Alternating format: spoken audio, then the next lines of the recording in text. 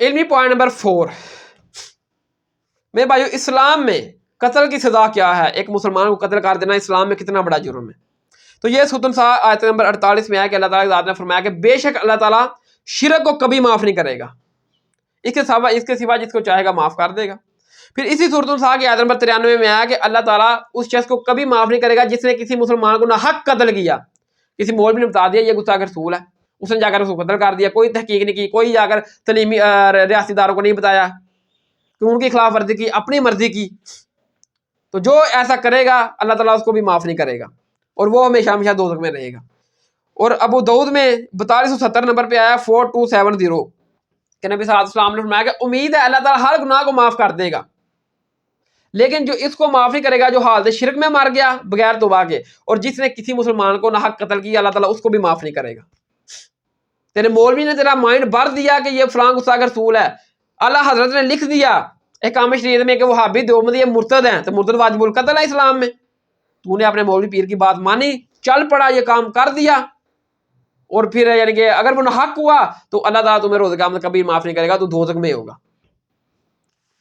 سنن ابن ماجہ میں حدیث ہے 2619 نمبر کہ نبی صلی اللہ علیہ وسلم نے فرمایا کہ اللہ تعالیٰ کی نظر میں پوری دنیا کا تباہ و برباد ہو جانا یہ چھوٹا جرم ہے، اور ایک مومن کا ناحق قتل کرنا یہ بڑا جرم ہے۔ پھر سنن ابن ماجہ میں 3932 نمبر ہے 3932 کہ نبی صلی اللہ علیہ وسلم ایک مرتبہ کعبے کا طواف کر رہے تھے اور آپ فرما رہے تھے کعبہ، اے کعبہ تو کتنا پاک ہے، تیری خوشبو کتنی اچھی ہے، تیری عزت مقام مرتبہ کتنا ہے، تیرا احترام کتنا اہم ہے، تو کتنا خوبصورت ہے، لیکن اے کعبہ تیری عزت ادب احترام سے بڑھ کر ایک مومن کی عزت ادب و احترام ہے۔ اے کعبہ تیرا مقام و مرتبہ، تیری عظمت، تیری قدر سے زیادہ ہے کہ مومن کی قدر عزت ادب و احترام ہے، اس کی جان کی حفاظت، جس طرح تیری حفاظت ضروری ہے لیکن تو سے زیادہ ایک مومن کی جان کی حفاظت ضروری ہے اللہ تعالیٰ کے حضور۔ پھر ترمذی میں ہے 1398 نمبر 1398 کہ نبی صلی اللہ علیہ وسلم نے فرمایا کہ اگر آسمان اور زمین والے تمام مخلوق جتنی آسمان میں جتنی زمین میں ہے تمام لوگ یہ ایک مومن کے ناحق قتل میں شریک ہوں تو اللہ تعالیٰ تمام کو دوزخ میں ڈال دے گا، جتنے بھی آسمان اور زمین میں لوگ ہیں اللہ تعالیٰ سب کو دوزخ میں ڈال دے گا کہ جنہوں نے ایک مومن کو ناحق قتل کیا۔ پھر سورۃ المائدہ کی آیت نمبر 32 میں آیا اللہ تعالیٰ نے بیان کیا کہ صرف 2 ہی وجوہات ہیں جن کے اوپر کسی کو قتل کیا جا سکتا ہے، اور وہ بھی عدالت کرے گی، خود نہیں کرنا کسی نے۔ وہ کیا ہے؟ ایک قتل کا بدلہ قتل، کسی نے قتل کیا اس کو قتل کرے گی عدالت۔ ایک فساد فی الارض، جو زمین میں فساد مچائے گا، لوگوں کو قتل کرے گا، تنگ کرے گا، اس کو قتل کیا جائے گا، وہ بھی عدالت کرے گی۔ اس کے علاوہ نبی صلی اللہ علیہ وسلم اللہ تعالیٰ نے فرمایا قرآن میں اگر کسی نے ایک انسان کو قتل کیا تو گویا اس نے ساری انسان کو قتل کیا، اگر کسی نے ایک انسان کی جان بچائی تو گویا اس نے ساری انسانیت کی جان بچائی۔ پھر صحیح بخاری میں 1896 نمبر 6896 کہ سیدنا عمر فاروق رضی اللہ تعالیٰ عنہ کے دور میں ایک لڑکے کو دھوکے سے قتل کر دیا گیا، تو سیدنا عمر فاروق رضی اللہ تعالیٰ عنہ نے فرمایا کہ اگر اس لڑکے کے قتل میں سارے گاؤں والے شامل ہوتے تو میں نے سارے گاؤں والوں کو قتل کروا دینا تھا اس ایک لڑکے کے قتل کے بدلے۔ تو پھر صحیح بخاری میں 1864 نمبر 6864 کہ نبی صلی اللہ علیہ وسلم نے فرمایا کہ روز قیامت سب سے پہلے قتل کا فیصلہ ہوگا۔ بعض روایات حدیث میں ملتا ہے کہ سب سے پہلے نماز کا فیصلہ ہوگا، لیکن ائمہ محدثین نے پھر اس سے رول نکالا کہ حقوق اللہ کے معاملے میں نماز کا اور حقوق العباد کا معاملے قتل کا، کہ سب سے پہلے روز قیامت قتل کے بارے میں فیصلہ ہوگا۔ پھر سنن ابن ماجہ میں 2621 نمبر 2621 کہ نبی علیہ السلام نے فرمایا کہ روز قیامت محشر کا میدان لگا ہوا ہوگا،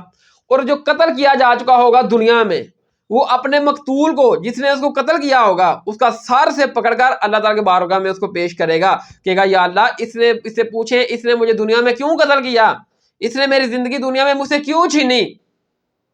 مثال کے طور پر وہ کہے گا کہ یا اللہ اس نے مجھے قتل کر دیا، کیا میرے بیوی بچے نہیں تھے دنیا میں، میرے ماں باپ نہیں تھے، میری خواہشات تھیں، میرے کچھ جذبات تھے، میں بھی دنیا میں جینا چاہتا تھا لیکن اس نے مجھے قتل کر دیا، یا اللہ اس سے پوچھو اس نے مجھے قتل کیوں کیا۔ پھر صحیح بخاری میں 3166 نمبر 3166 کہ نبی صلی اللہ علیہ وسلم نے فرمایا کہ اگر کوئی شخص کسی ذمہ کافر کو قتل کرے وہ جنت کی خوشبو بھی نہیں پائے گا۔ ذمہ کافر وہ ہوتا ہے جو غیر مسلم ہو اور مسلمانوں کے ملک میں ٹیکس دے کر رہ رہا ہو اور اس ٹیکس کے بدلے مسلمانوں نے اس کی جان اور اس کے مال کی حفاظت کی ذمہ داری لی ہو، اس کو کہتے ہیں ذمہ کافر۔ جیسے ہمارے ملک میں سائی رہ رہے ہیں، ہماری حکومت کو ٹیکس دے رہے ہیں اور رہ رہے ہیں، اس ٹیکس کے بدلے ہماری حکومت نے ان کو یہ ذمہ داری دی ہے تمہاری جان اور تمہاری مال کی حفاظت ہم کریں گے، اس کو کہتے ہیں ذمہ کافر، جو ہو تو کافر لیکن مسلمانوں کے علاقے میں رہ رہا ہو، مسلمانوں کو جزیہ دے کے ٹیکس دے کر اور اس کے بدلے مسلمانوں نے اس کی جان اور اس کے مال کی حفاظت کی ذمہ داری اٹھائی ہو۔ جو ایسے کافر کو بھی قتل کرتے نا مسلمان، تو اللہ تعالیٰ نے فرمایا کہ وہ مسلمان بھی جنت کی خوشبو بھی نہیں پائے گا، جنت میں جانا تو بڑی دور کی بات ہے، ادھر قتل کرنا لوگوں نے مذاق بنایا ہوا ہے۔ یہ گستاخ رسول ہے، اس کو قتل کر دو، یہ گستاخ قرآن ہے، اس کو قتل کر دو۔ مولوی پیر اس کا ذہن بھرتے ہیں اور وہ اس کے کہنے کو قتل کر دیتا ہے۔ خود نہ مولوی نہ پیر کسی گستاخ رسول کو نہیں قتل کرتے، نہ اپنے بیٹوں سے کسی کو کرواتے ہیں۔ پھر سورۃ البقرہ کی آیت میں 179 میں 179 میں اللہ تعالی ذات نے کہا کہ اے عقل مندو قتل کا بدلہ قتل ہی لیا کرو۔ ہاں اسلام میں گنجائش ہے کہ آپ پیسے بھی لے کر دیت لے کر بھی قاتل کو معاف کر سکتے ہیں، لیکن نبی اللہ تعالی ذات نے قرآن میں فرمایا کہ اے عقل مندو قتل کا بدلہ قتل ہی لیا کرو، اس سے زمین میں قتل و غارت رکے گی۔ یعنی کہ اگر قتل کا بدلہ قتل ہوگا تو لوگ کہیں گے لو بھائی نے مارا تو خود بھی ان مار گیا، لیکن اگر وہ بچ کے آ گیا تو لوگ کہیں گے وہ حوصلہ اور بڑھ جائے گا، وہ کہے گا لو ایک میں ماریا پھر بچ کے آ گیا اور مار دینے کوئی ٹائم پھر بچ جائیں گا جب پہلے بچ گیا۔ اللہ تعالی ذات نے فرمایا کہ اے عقل مندو قتل کا بدلہ قتل ہی لیا کرو، اس سے زمین میں قتل و غارت کا سلسلہ رک جائے گا۔